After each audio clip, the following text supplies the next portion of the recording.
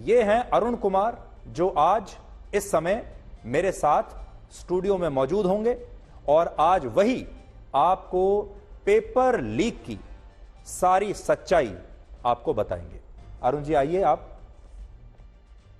Arun sir इस समय हमारे साथ मौजूद हैं और जो टेलीग्राम का स्क्रीनशॉट मैंने आपको दिखाया वो इन्हीं के टेलीग्राम का स्क्रीनशॉट था। हालांकि इससे पहले हम आपको यह बात स्पष्ट करना चाहते हैं कि हम अभी भी ऐसा बिल्कुल नहीं कह रहे कि यह पेपर लीक हुआ था या नहीं हुआ था। एफआईआर हुई है, इस एफआईआर में यह लिखा है कि यह पेपर लीक हुआ है एफआईआर के मुताबिक ही, और इस पेपर की जो आंसर शीट थी वो छात्रों को मोबाइल फोन पर भेजी गई है जिसमें सारे सवालों के जवाब लिखे हुए थे। लेकिन फिर भी ये जांच का विषय है और आज ये जो कार्यक्रम हम कर रहे हैं और ये सारे सबूत जो आपके सामने लेकर आए हैं, हमारी मंशा छात्रों की मदद करने की है। हमारी मंशा ये है कि सरकार से जो भी जो कमेटी है जो इस मामले की जांच कर रही है उसकी हम मदद कर सकें, ये हमारी मंशा है।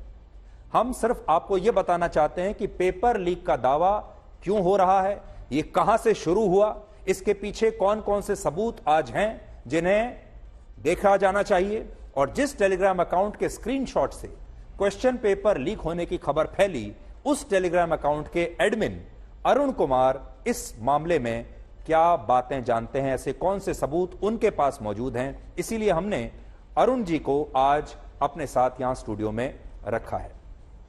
अब मैं अरुण जी से बात शुरू करता हूं। अरुण जी, आपका स्वागत है।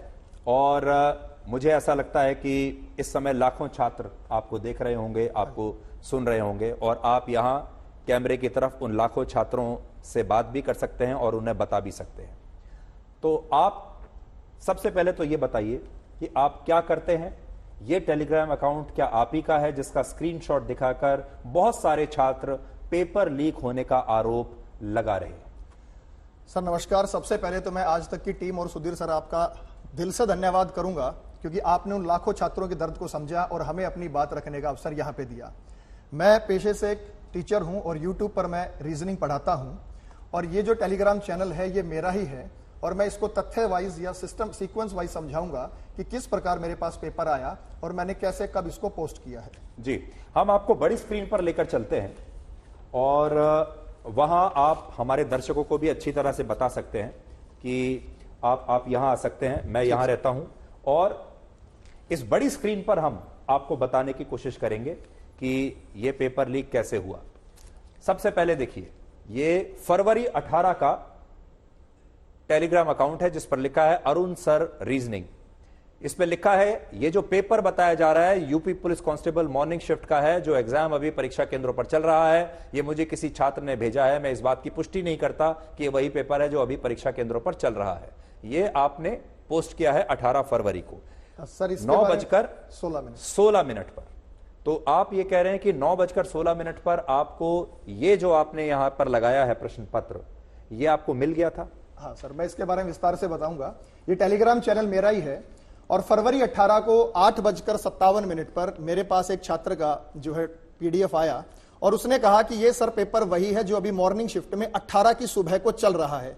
तो इसलिए मैंने यहाँ पे दावा भी किया था कि मैं इस बात की पुष्टि नहीं करता, इस बात का सच तो पेपर होने के बाद ही पता लगेगा। लेकिन संयोग से ये क्वेश्चन पेपर मॉर्निंग शिफ्ट का नहीं था, इसलिए मॉर्निंग शिफ्ट में जो पेपर शुरू हुआ था कितने बजे शुरू हुआ था? सर वो 10 से 12 वो 10 से 12 10 बजे पेपर शुरू होने वाला है और आपके पास 9:15 बजे उसका जो आंसर शीट है वो आ जाती है। एक बार मैं आपको वापस दोबारा पहले वाले उस पर हम लेकर जाना चाहेंगे आपको। ये देखिए, 10 बजे पेपर शुरू होने वाला है और आप 9:16 पर ये कह रहे हैं कि मेरे पास आंसर शीट आ गई। अभी इसमें मेन बात क्या है सर, ये पेपर मॉर्निंग शिफ्ट में नहीं मिला, इसलिए मैंने डाल भी दिया कि बेफिक्र रहिए। 45 मिनट पहले आपको भी कैसे पता होगा कि ये वही पेपर है या नहीं है?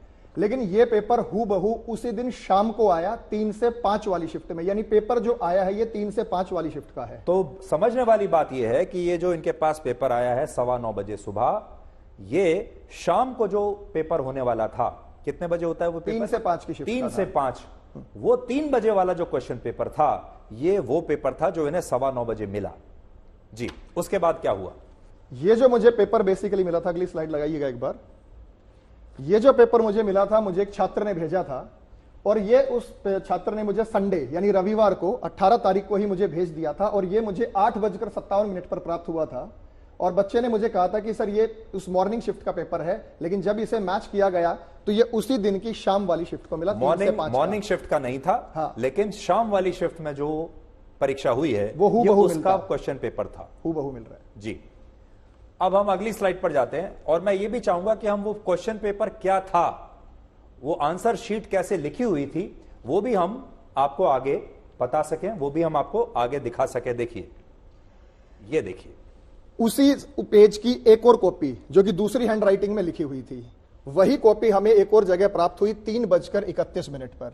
यानी ये पेपर भी सेम था और ये भी सेम था, लेकिन इसमें हैंड राइटिंग दूसरी थी, तो इसका मतलब है कि कहीं और से लीक हुआ है। इसका मतलब जो आंसर शीट है, हाँ जी, वो कई जगहों से लीक हो रही हैं, कई जगहों और कई लोगों ने अलग अलग हैंड राइटिंग में उसकी जवाब जो है वो लिखकर आगे लीक किए हैं। अच्छा जी। तो और देखिए लिख रहे हैं इसमें कि काफी लड़के इसे शेयर कर रहे हैं, बोल रहे हैं आने वाली शिफ्ट का ये क्वेश्चन पेपर है, ये आप देखिए। और ये 6:55 पर सर मैसेज आ गया कि ये पेपर मैच है। हाँ, और 6:55 पर ये मैसेज आता है कि सर ये पेपर मैच है। अब हम अगली स्लाइड पर चलते हैं। देखिए आगे और क्या है आपके लिए, ये देखिए। अब ये हमारे पास सर क्वेश्चन और आंसर सबसे जो महत्वपूर्ण बात है जो छात्रों को देखनी चाहिए और जो लोग जांच कर रहे हैं सरकार की तरफ से, जो कमेटी बनी हुई है, उसे भी जो देखना चाहिए ध्यान से, वो सबसे महत्वपूर्ण सबूत ये है। अरुण जी अब बताइए। सर ये देखिए पेपर कितने सुकून से, कितने आराम से लिखा गया है। इसमें 2 इंक का इस्तेमाल किया है, रेड में आंसर्स लिखे गए हैं और ब्लैक में यहाँ पे क्वेश्चन लिखे गए हैं। इसका मतलब जिसने भी ये पेपर आउट किया था उसके पास भरपूर समय था, कोई जल्दबाजी नहीं, क्योंकि अमूमन जब पेपर आउट होता है तो उसमें हिंट लिखे जाते हैं।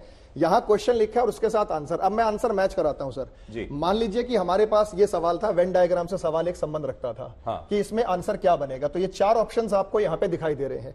इन 4 ऑप्शंस का जो इन्होंने आंसर लिखा है वो लिखा है C+A+B। C+A+B का अर्थ ये है कि ये इस प्रश्न का सही उत्तर था, C, A और B।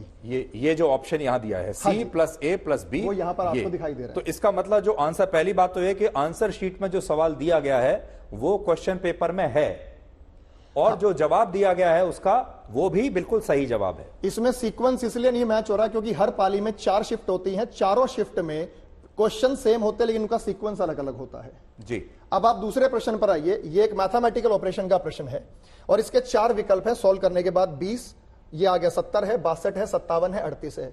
इसका उत्तर आपको यहां दिखाई देगा, ये रहा 70 इन्होंने लिख रखा है। इस प्रश्न का सोल्यूशन ये रहा 70 जी, इसी शीट के अंदर जी। आगे और भी सवाल आप मैच करते हैं सर, जैसे आकृति का है, इसमें प्रश्न होता है कि कौन सी आकृति है। इसमें आपको यहां पे मिरर इमेज की बात करते हैं इसकी, तो मिरर इमेज की जो आकृति है वो आकृति वाला सवाल यहां पे दिया गया है। आकृति एक्स की सही जगह ये रहा, ये आकृति एक्स के लिए यहां पे लिखा गया है। ये आकृति वाले सवाल का उत्तर था। और उसके बाद वर्ड फॉर्मेशन से क्वेश्चन आया था हमारा रीजनिंग में। ये एनवायरमेंट शब्द से इस लेटर का इस्तेमाल करते हुए कौन सा शब्द बनाया जा सकता है, और वहां पर जो इसका उत्तर है आप ऑप्शन में देखेंगे सर, क्लियरली लिखा हुआ है IMINENT, EMINENT, जो कि आपका ऑप्शन, जो ऑप्शन सी है, सी ऑप्शन वो है इमिनेंट। इन्होंने फिर इस वेन डायग्राम के क्वेश्चन को भी दिया। ये जो वेन डायग्राम का क्वेश्चन आप यहां पे देख पा रहे थे, तो इन्होंने इसे लिखा 3 0 है, 3 सर्कल बना के इन्होंने इस चीज को रिप्रेजेंट किया। 3 0 का मतलब ये सर बेसिकली बॉयज एथलीट्स और स्टूडेंट्स का जो डायग्राम बनना था, तो उन्होंने सही तरीके से तो इसे नहीं रखा। हाँ। लेकिन ये कंफर्म है कि ये इसी प्रश्न का आंसर था, लेकिन यहां पे इन्होंने ऑप्शन के साथ मैच कर दिया। 31 और 3 0 दिए गए हैं जी। अब हम अगले उस पर चलते हैं, एक और स्लाइड सर, इसमें एक और स्लाइड आपको दिखाते हैं जिससे आपको ये साबित हो जाएगा कि ये पेपर पहले बाहर कैसे आ गया। ये भी शायद अभी वही स्लाइड गलती से लग गया है। अब देखिए ये स्लाइड देखते हैं। ये सर जीके का सेक्शन है उसी का। हाँ। अब आप ही देखिए सर, आपको वहां पे आंसर दिख जाएगा। मोहम्मद शमी, देखिए सर ऊपर पूरा क्वेश्चन लिखा हुआ है और मोहम्मद शमी, मैं पढ़कर बताता हूं। सवाल है, निम्न में से किस क्रिकेटर खेले उत्कृष्ट प्रदर्शन के लिए 2023 में अर्जुन पुरस्कार जीता? किस क्रिकेटर ने अर्जुन पुरस्कार जीता? जवाब देखिए लाल रंग से लिखा हुआ है, मोहम्मद शमी। और इसी सेम लैंग्वेज में सर आपको इसका ये क्वेश्चन ये पढ़िए और ये उत्तर देखिए। ये असली क्वेश्चन पेपर है। इसमें क्या लिखा है देखिए, निम्नलिखित में से किस क्रिकेटर ने खेलों में उत्कृष्ट प्रदर्शन के लिए वर्ष 2023 का अर्जुन पुरस्कार जीता? और फिर ये ऑप्शंस हैं, और उस ऑप्शन में ऑप्शन ए है मोहम्मद शमी, और यहां भी मोहम्मद शमी ही सही जवाब लिखा हुआ है हाथ से। अच्छा, दूसरा सवाल है सर, म्यांमार की मुद्रा क्या है, और उसका आंसर काट के इन्होंने कयात लिखा है। अब आप देखेंगे सबसे ऊपर आपका ध्यान जाएगा, कयात निम्नलिखित में से किस देश की आधिकारिक मुद्रा है, पहला ही सवाल है। और उसमें ऑप्शन सी है म्यांमार। म्यांमार, तो ये इसकी पुष्टि सेम यहां पे हुई है। निम्न में से कौन सा भारत का सर्वोच्चम सैन्य पुरस्कार है, और यहां लिखा है परमवीर चक्र। तो सर आप इस उत्तर को देख, क्वेश्चन नंबर 21 पर आपका ध्यान जाएगा। ये रहा, निम्नलिखित में से कौन सा भारत का सर्वोच्च सैन्य पुरस्कार है, और ऑप्शन ए है परमवीर चक्र। ये भी यहां पर लिखा हुआ है। अच्छा, आगे आया सर मोबाइल एप्लीकेशन, और यहाँ पे विदेश मंत्रालय है, तो इसी से रिलेटेड हमें यहाँ पे ऑप्शन यहाँ पे जरूर नजर आएगा।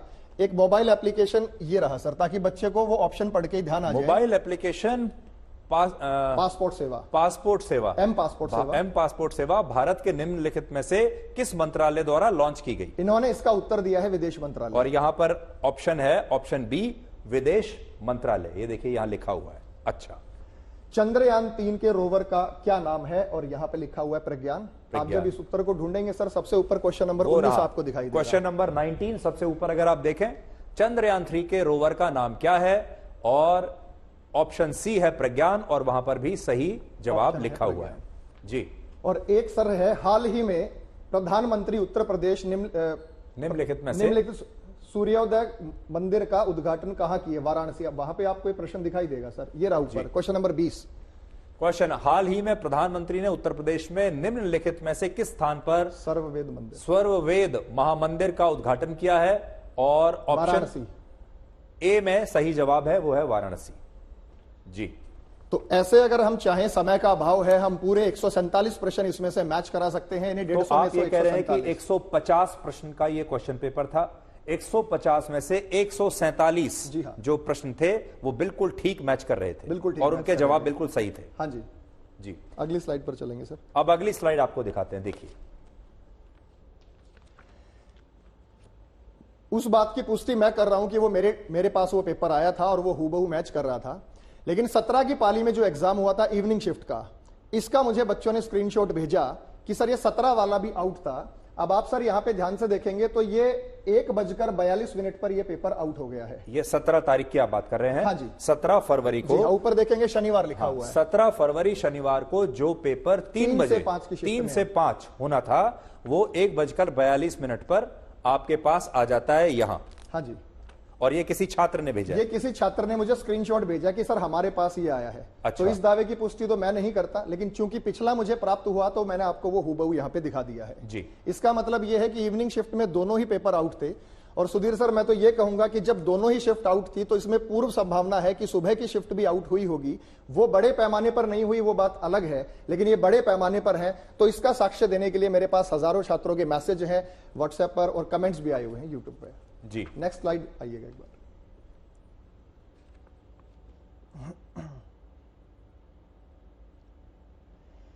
इसमें सर एक और जो गड़बड़ी देखने को मिली, बहुत सारे बच्चों ने मुझे मैसेज किया था कि सर हमारे पेपर पर सील गायब थी। जब भी कोई प्रश्न पत्र मिलता है तो उसके बीच में यहाँ पर सील लगी होती है। हाँ। तो बहुत सारे क्वेश्चंस में वो सील भी गायब थी। अब हम ये नहीं कहते कि वो लीक पेपर ही होंगे, हो सकता है कि पीछे से कोई डिफेक्ट उसमें आया हो, लेकिन काफी छात्रों की शिकायत थी क्वेश्चन पेपर के उनके सील मिसिंग थी जी। तो उसी से रिलेटेड मैंने क्वेरी यहाँ पे आपको दिखाई है तो कि बड़ी संख्या में ये छात्र आपको बता रहे हैं कि सील नहीं थी, क्वेश्चन पेपर पे सील नहीं थी, सील गायब थी जी। या तो उनको पहले ही छेड़खानी उसमें की गई होगी जी। अगली स्लाइड।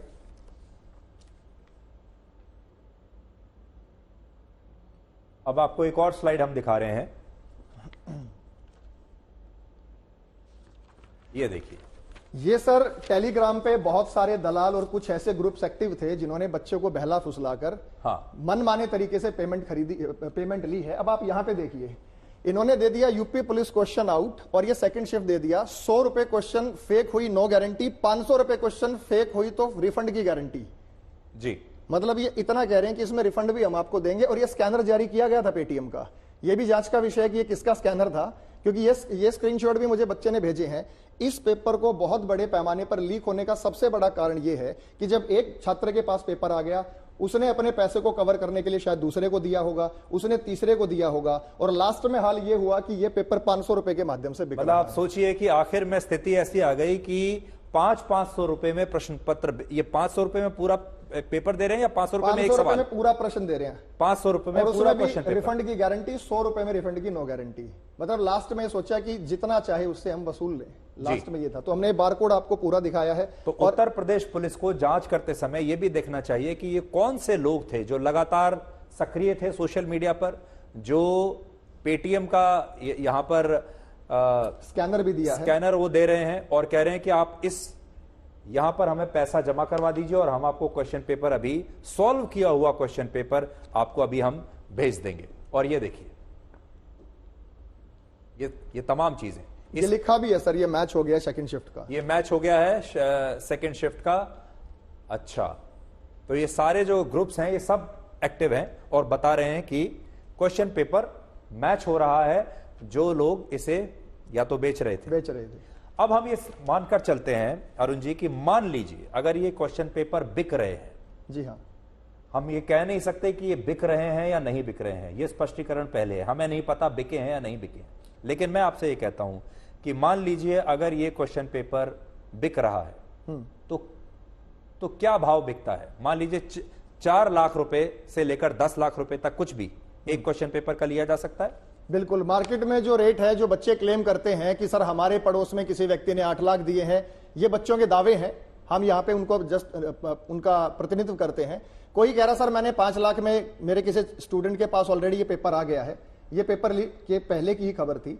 आपकी ही बात करते हैं कि चलिए 4 लाख मान लेते हैं और 60,400 की ये भर्ती थी जी। तो अगर मान ले कि 1000 बच्चों से भी ये लिया गया होगा तो ये बात यानी अगर हम देखें कि 50 लाख बच्चों ने ये इम्तिहान दिया है, उन 50 लाख में से अगर 1000 बच्चों ने भी 4 लाख रुपए में अगर ये खरीद लिया तो ये सीधे कितना पैसा हो गया? 400 करोड़ हो गया। 400 करोड़ रुपया ये हो गया। तो इसके पीछे कोई बड़ा माफिया भी एक्टिव होगा, इस बात की जांच सरकार को तुरंत करानी चाहिए। जी देखिए सर, पेपर लीक हुआ या नहीं हुआ ये निर्णय देने वाले हम तो यहाँ कौन है, लेकिन ये बात सरकार को जांच करनी है, जांच एजेंसियों को ही जांच करनी है।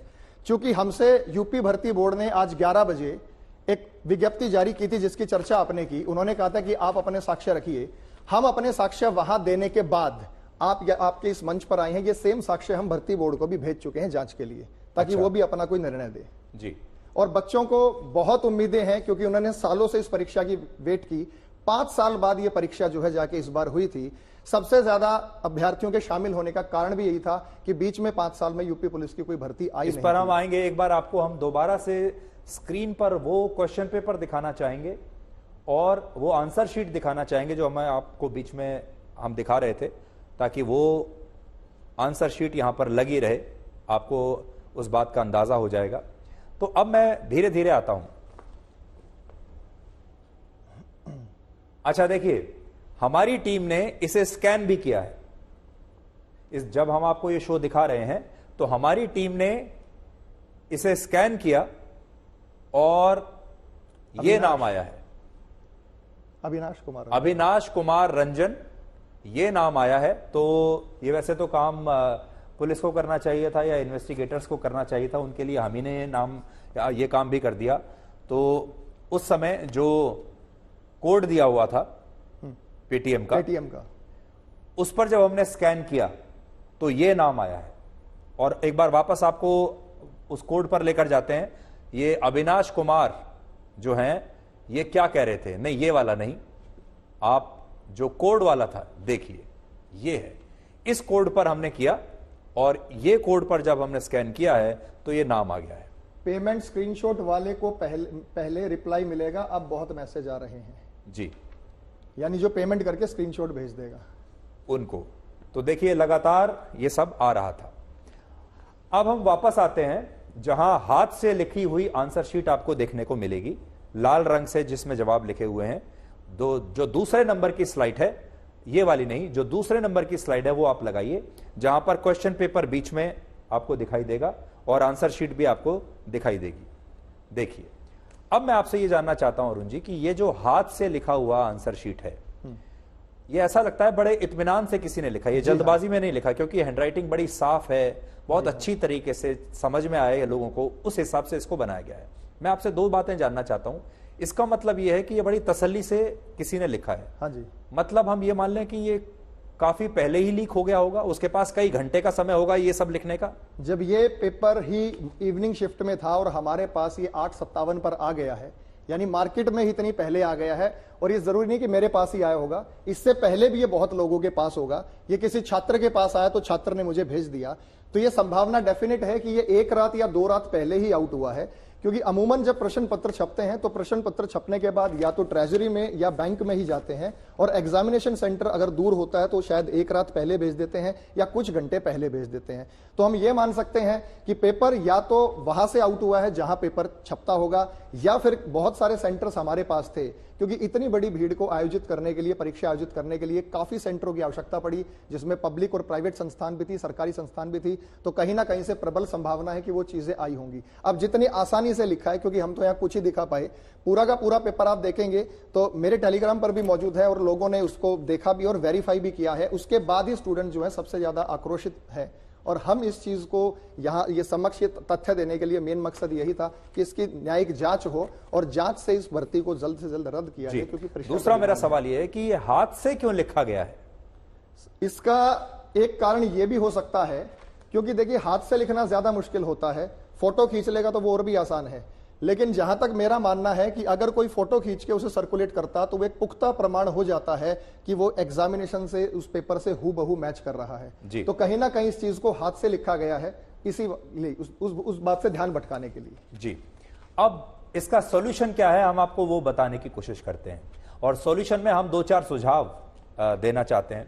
एक सुझाव तो पहला ये है, जो कि हम लगातार ये कह रहे हैं कि जांच तो इसकी होनी ही चाहिए।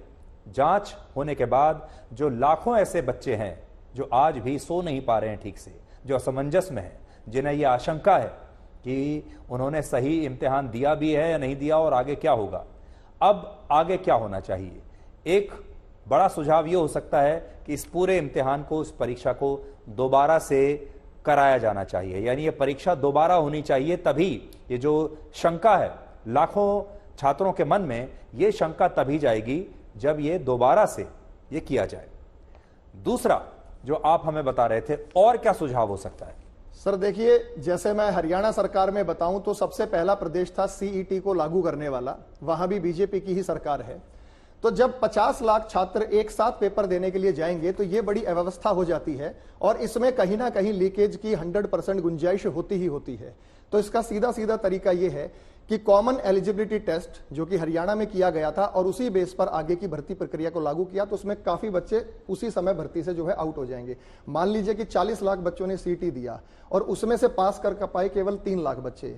अगर हम वर्स्ट सिनेरियो में ये भी मान ले कि चलो सीईटी भी आउट हो गया था और उसमें भी 3 लाख बच्चे पास कर गए, तो उन बच्चों को दोबारा उस एग्जामिनेशन के प्रोसेस से गुजरना पड़ेगा और एग्जामिनेशन के प्रोसेस से गुजरकर एक फेयर सिलेक्शन भी हो जाएगा। हमारा मानना यह है कि अभी भी दिल्ली पुलिस की जब भर्ती हुई थी वो भी ऑनलाइन थी, तो इस भर्ती प्रक्रिया को अगर ऑनलाइन करें तो उसमें जो है लीकेज के चांसेस बिल्कुल कम हो जाते हैं।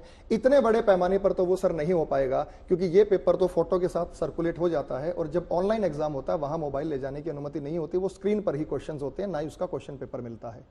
तो ये हालांकि यूपी में यूपी पैट लागू है जी, प्री एलिजिबिलिटी टेस्ट लागू है, लेकिन अभी उसमें पुलिस की परीक्षा को शामिल नहीं किया गया। तो अगर उसमें पुलिस की परीक्षा को शामिल कर लें तो उसमें भी ये जो है लीकेज के चांसेस बिल्कुल कम हो जाएंगे। और एक सुझाव ये भी हो सकता है कि चाहे वो उत्तर प्रदेश की सरकार हो या किसी भी राज्य की सरकार हो, ये जो परीक्षाएं हैं नौकरियों की, भर्ती की, ये हर साल होनी चाहिए।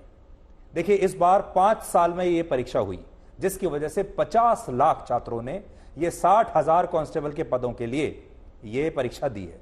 लेकिन अगर ये परीक्षा हर साल होती तो फिर शायद इतनी भीड़ ना होती। क्या मैं ठीक कह रहा हूं? बिल्कुल सही कह रहे हो सर, क्योंकि इस बार क्या हुआ है कि परीक्षा बहुत लंबे समय बाद आई है और परीक्षार्थी इस परीक्षा का बहुत लंबे समय से इंतजार कर रहे थे। 5 साल में अगर आप देखें ये हर साल हो जाती तो ये 50 लाख की जगह 10 लाख पर ये संख्या हो सकती थी और 10 लाख कैंडिडेट्स का एग्जामिनेशन कराना एक बड़ा चैलेंज नहीं होता। ये बहुत बड़ा चैलेंज था। मैं प्रशासन को यहाँ पे कोई चूक नहीं बता रहा, लेकिन सच्चाई ये थी कि हर एक सेंटर पे उन्होंने एसटीएफ को भी लगाया था। मैंने खुद सेंटर विजिट किए थे, 1-2 सेंटर पे मैं गया था, तो पुलिस का बहुत कड़ा पहरा था, पूरी सिक्योरिटी थी, जांच थी, लेकिन वहां सेंटर से ही आउट नहीं हुआ। ये पेपर पहले ही आउट हो चुका था, तो उस पर ध्यान देने की जरूरत है सरकार को कि कहां से ये पेपर जो है आउट हुआ है, क्योंकि बहुत सारे बच्चे इस पेपर से उम्मीद लगा के बैठे थे। सरकार में उनकी आस्था थी, खासकर योगी सरकार में। मेरे पास मैसेजेस भी आए थे कि सर ये सरकार जो है इस परीक्षा को जल्द ही रद्द कर देगी, लेकिन हमें भी अभी नहीं लगता कि सरकार की मंशा क्या है, वो क्या करेगी, लेकिन जल्द से जल्द जांच कमेटी का गठन करके इस परीक्षा को रद्द करा के जल्दी से इसका री एग्जाम भी कराएं। क्योंकि जो स्टूडेंट अगर 2 साल से तैयारी कर रहा था और अगर उसको लगेगा कि ऐसे बच्चों का सिलेक्शन हो गया जो पेपर आउट करा के सिलेक्टेड हो गए, तो वो डीमोटिवेटेड हो जाता है। दूसरी बड़ी बात यह है कि जिस उम्मीदवार ने ये लीक पेपर के जरिए ये इम्तिहान पास कर लिया और नौकरी ले ली और वो पुलिस कांस्टेबल बन गया, तो सोचिए जब वो पुलिस कांस्टेबल बनेगा तब वो कितनी बड़ी धोखाधड़ी करेगा, अगर ऐसी धोखाधड़ी करके वो नौकरी पा रहा है। जी हाँ, ये भी एक बहुत बड़ी सोचने वाली बात है।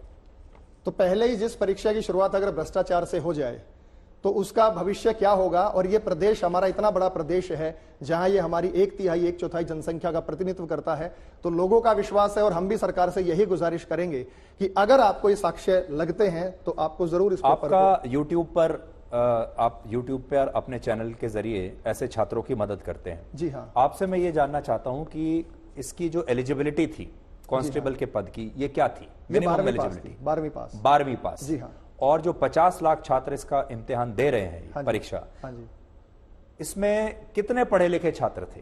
सर इसमें जो है ग्रेजुएट भी थे और पोस्ट ग्रेजुएट भी थे। मतलब हमारे यहाँ पे जो है टीचिंग वाले बच्चे भी इसमें जो है भर्ती प्रक्रिया में शामिल, जिन्होंने बीएड कर रखी थी या जेबीटी कर रखी थी। तो ये संख्या इसलिए इतनी बड़ी ज्यादा है क्योंकि 12th एलिजिबिलिटी बहुत सारे लोगों के पास है। मान लीजिए पर इसमें बड़ी बात यह है कि किसी ने एमएससी किया हुआ है, एमकॉम किया हुआ, मास्टर्स किया हुआ है, वो भी आज कांस्टेबल बनने के लिए तैयार है। जिन्होंने डिग्री कर रखी है वो भी तैयार है। बहुत सारे छात्र हैं, कमेंट भी कर रहे होंगे, उनके पास डिग्री भी होगी इंजीनियरिंग की, वो भी इस परीक्षा में अपीयर हुए थे। तो क्या इंजीनियर, क्या एमबीए, क्या एमकॉम, क्या एमएससी, सारे लोग जो हैं यूपी पुलिस में कांस्टेबल बनने के लिए तैयार है। लेकिन अगर योग्य लोगों का सिलेक्शन हो जाए तो पुलिस फोर्स का रुतबा ही कुछ और होगा। अगर कोई इंजीनियरिंग किया हुआ बच्चा यहाँ पे अपने मेहनत से सिलेक्शन होता है तो वो जरूर सही दिशा निर्देश देगा।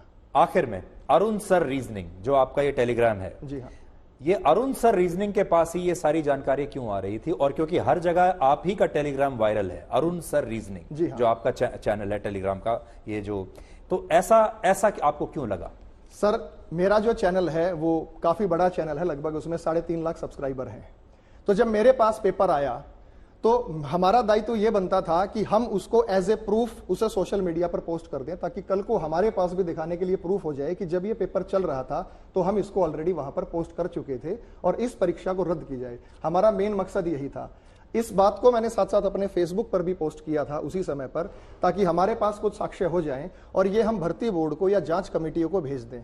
तो मेरा मकसद डालने का यही था कि जो ज्यादातर छात्र हैं जो तैयारी कर रहे हैं, क्योंकि मेरे अलावा बहुत सारे टेलीग्राम चैनल पर भी ये घूम रहा था। अब टेलीग्राम में एक फीचर क्या होता है कि आप उसको कभी भी डिलीट कर सकते हो और वो रिकवर भी नहीं होता, लेकिन मैंने इस प्रूफ को यूं का यूं रखा है, सब कुछ रखा है। सब कुछ तो हम ये चाहेंगे कि उत्तर प्रदेश की सरकार हो, पुलिस हो या जो भी जांच कमेटी हो, वो इन सारे साक्ष्यों को अपने सामने रखे और जब वो इसका इन्वेस्टिगेशन करेंगे तो उन्हें ये सारे सबूत काम में आएंगे। और जाने से पहले आपको ये भी बता दें कि ये जो पेपर लीक का सच हमने हैशटैग आज देश भर के छात्रों के लिए दिया था, इस समय ये नंबर 1 पर ट्रेंड कर रहा है।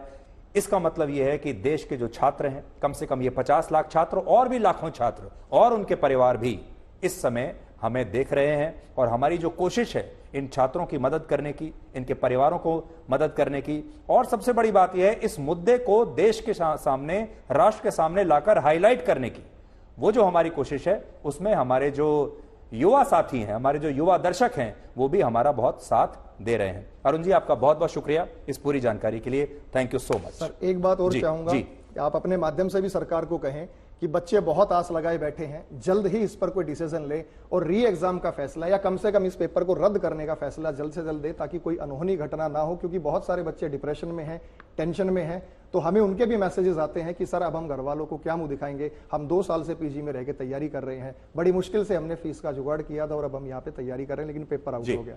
अरुण जी, आपकी बात जरूर सब लोग सुन रहे होंगे, सरकार भी सुन रही होगी।